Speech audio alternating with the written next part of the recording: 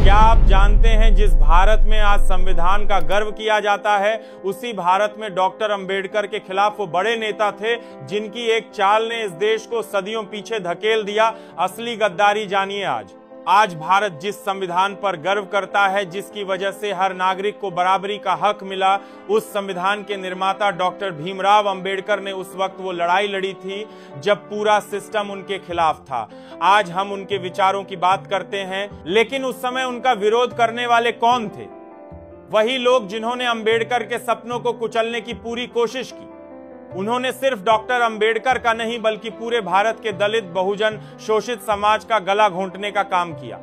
लेकिन इस कहानी में सबसे बड़ी बात यह है, डॉक्टर अंबेडकर जैसा कोई नहीं था, ना है, ना होगा। जिस देश में अंबेडकर ने संविधान लिखा, उसी देश में उन्हें अपमानित किया गया, मगर उन्होंने कभी हार नहीं मानी। उनकी ताकत थी ज्ञान, तर्क और इंसाफ। उनका हर कदम, हर फैसला इस देश के लिए था, लेकिन विरोधियों की चालें इस देश को तोड़ने के लिए थीं। आज हम उन चेहरों को सामने लाएंगे जो देश की असली प्रगति के दुश्मन थे, और हम दिखाएंगे कैसे डॉक्टर अंबेडकर अकेले पूरी व्यवस्था से लड़ते रहे। ये सिर्फ कहानी नहीं, ये सच्चाई है। डॉक्टर अंबेडकर के खिलाफ सबसे बड़ा और संगठित विरोध उस समय के बड़े नेताओं से ही आया था। नाम लेने में संकोच नहीं होना चाहिए। गांधी, नेहरू और पटेल जैसे नाम जो आज इतिहास में बड़े सम्मान से लिए जाते हैं, उन्होंने अंबेडकर की राह में सबसे ज्यादा रोड़े अटकाए। सबसे पहले बात करते हैं गांधी की। जब अंबेडकर ने दलितों के लिए अलग निर्वाचक मंडल की मांग की थी, तो गांधी ने पूना पैक्ट के जरिए उसे कुचल दिया। गांधी ने उपवास रखकर अंबेडकर पर दबाव बनाया ताकि दलितों को राजनीतिक शक्ति न मिले। सवाल यह है, अगर गांधी वाकई सबके हितैषी थे तो उन्होंने दलितों के अधिकारों पर सौदा क्यों किया? क्यों अंबेडकर की राजनीतिक आवाज को खत्म करने की कोशिश की गई? दूसरी तरफ नेहरू का रवैया भी कोई अलग नहीं था। जब अंबेडकर ने हिंदू कोड बिल लाकर महिलाओं को अधिकार देना चाहा, तो नेहरू सरकार ने उसे संसद में पास कराने से रोका। आखिर क्यों अंबेडकर के आधुनिक भारत बनाने के सपने को बार बार रोका गया? और पटेल, जिनके बारे में कहा जाता है कि वो भारत के लौह पुरुष थे, वो भी अंबेडकर से कई मुद्दों पर असहमत थे और खुलेआम उनकी आलोचना करते थे। ये वही लोग थे जिन्होंने पर्दे के पीछे अंबेडकर को नीचा दिखाने में कोई कसर नहीं छोड़ी। लेकिन अंबेडकर अकेले नहीं झुके। उनके पास न सत्ता थी, न भीड़, बस एक कलम थी, और वही कलम आज भारत की सबसे बड़ी ताकत बन गई। जिस संविधान पर भारत चलता है, उसकी बुनियाद अंबेडकर ने रखी थी। अगर उस वक्त गांधी, नेहरू, पटेल की राजनीति न होती तो आज भारत कहीं आगे होता।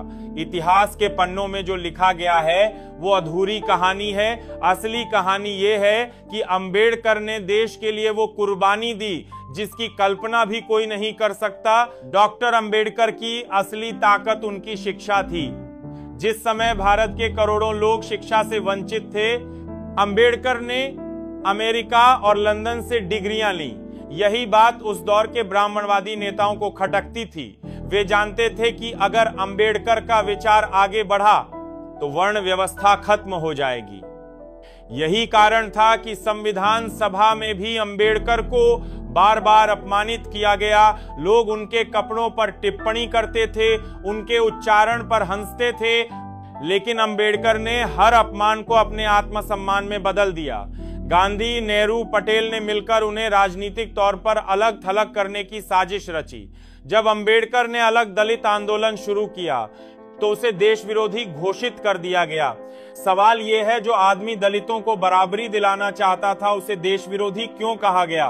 असल में वो ब्राह्मणवादी ताकतें थीं जो चाहती थीं कि भारत हमेशा जातिवाद में डूबा रहे ताकि कुछ खास जातियों का वर्चस्व बना रहे। अंबेडकर का विरोध व्यक्तिगत नहीं था, वो पूरी व्यवस्था के खिलाफ थे।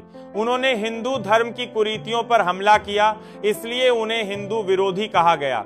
लेकिन क्या सच्चाई को सामने लाना गुनाह है? अंबेडकर ने हमेशा कहा, मैं उस धर्म को नहीं मान सकता जो इंसानों में भेदभाव करे। यही वजह थी कि उन्होंने आखिर में बौद्ध धर्म अपनाया ताकि शोषित समाज को आत्मसम्मान मिल सके। उनकी ये यात्रा सिर्फ व्यक्तिगत नहीं थी, ये पूरे समाज की लड़ाई थी। डॉक्टर अंबेडकर का जीवन सिर्फ संघर्ष की कहानी नहीं थी, बल्कि ये कहानी थी उस आदमी की जिसने अकेले पूरी व्यवस्था से लड़ने की हिम्मत दिखाई। आप सोचिए, जिन लोगों ने भारत की आजादी की बातें की, वही लोग अंबेडकर की आजादी छीनने में लगे थे। आजादी का मतलब सिर्फ अंग्रेजों से आजादी नहीं था, बल्कि उस जातिगत शोषण से भी आजादी थी जो भारत को अंदर से खा रही थी। लेकिन जब अंबेडकर ने दलितों के लिए बराबरी की मांग रखी, तो नेहरू और गांधी जैसे बड़े नेता सामने आकर उन्हें रोका। क्या ये वही भारत था जिसके लिए करोड़ों लोगों ने कुर्बानी दी थी? हिंदू कोड बिल इसका सबसे बड़ा उदाहरण है। डॉक्टर अंबेडकर ने जब महिलाओं को समान अधिकार देने की बात की तो संसद में हंगामा हुआ। वही नेता जो आज समाज सुधारक कहे जाते हैं, उन्होंने महिलाओं के अधिकारों का विरोध किया। अंबेडकर ने बार बार कहा, अगर भारत को आगे बढ़ाना है तो जातिवाद और लैंगिक भेदभाव खत्म करना होगा। लेकिन सत्ता के लालची नेताओं ने सिर्फ अपनी कुर्सी बचाने के लिए इस बिल को पास नहीं होने दिया। आखिरकार थक हार कर अंबेडकर को कानून मंत्री के पद से इस्तीफा देना पड़ा। सोचिए, जिसने संविधान दिया उसे ही अपनी कुर्सी छोड़नी पड़ी। ये सिर्फ राजनीतिक धोखा नहीं था, ये इस देश की आत्मा के साथ धोखा था। डॉक्टर अंबेडकर के साथ सबसे बड़ा धोखा तब हुआ जब उन्होंने महिलाओं के अधिकारों के लिए हिंदू कोड बिल पेश किया। इस बिल का मकसद था महिलाओं को संपत्ति में बराबरी, विवाह में अधिकार और तलाक का हक देना। लेकिन यही वो जगह थी जहां उनके विरोधियों का असली चेहरा सामने आया। नेहरू सरकार ने बार बार उस बिल को रोका, संसद में चर्चा नहीं होने दी। आखिरकार डॉक्टर अंबेडकर ने इस साजिश को समझा और मंत्री पद से इस्तीफा दे दिया। सोचिए, जिस आदमी ने संविधान लिखा उसे अपने ही देश में महिलाओं के अधिकार दिलाने से रोका गया। नेहरू ने उस वक्त राष्ट्रहित का बहाना बनाया, लेकिन हकीकत ये थी कि ब्राह्मणवादी मानसिकता इस बदलाव से डर गई थी। अंबेडकर का सपना था एक ऐसा भारत जहां हर औरत को बराबरी का हक मिले, लेकिन सत्ता के भूखे इन नेताओं ने उस सपने को कुचल दिया।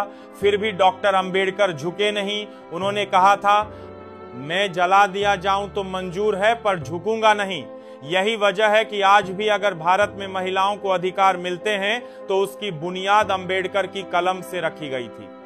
डॉक्टर अंबेडकर के जीवन का सबसे दर्दनाक अध्याय तब शुरू हुआ जब उन्होंने महसूस किया कि हिंदू धर्म में शूद्रों और दलितों के लिए कोई स्थान नहीं है।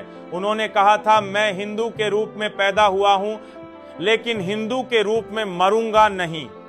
ये बयान सिर्फ शब्द नहीं थे, ये उस यातना की कहानी थी जो उन्होंने पूरी जिंदगी झेली थी। पूना पैक्ट से लेकर हिंदू कोड बिल तक हर जगह उनके खिलाफ साजिशें रची गईं। आखिरकार जब उन्हें लगा कि जातिवादी मानसिकता कभी नहीं बदलेगी, तो उन्होंने बौद्ध धर्म अपनाने का ऐतिहासिक फैसला लिया। ये सिर्फ धर्म परिवर्तन नहीं था, ये एक क्रांति थी। उन्होंने करोड़ों लोगों को संदेश दिया कि अगर इस समाज में सम्मान नहीं मिलता तो नया रास्ता बनाना पड़ेगा। लेकिन विरोधियों ने इसे भी तोड़ मरोड़ कर देशद्रोह बताया।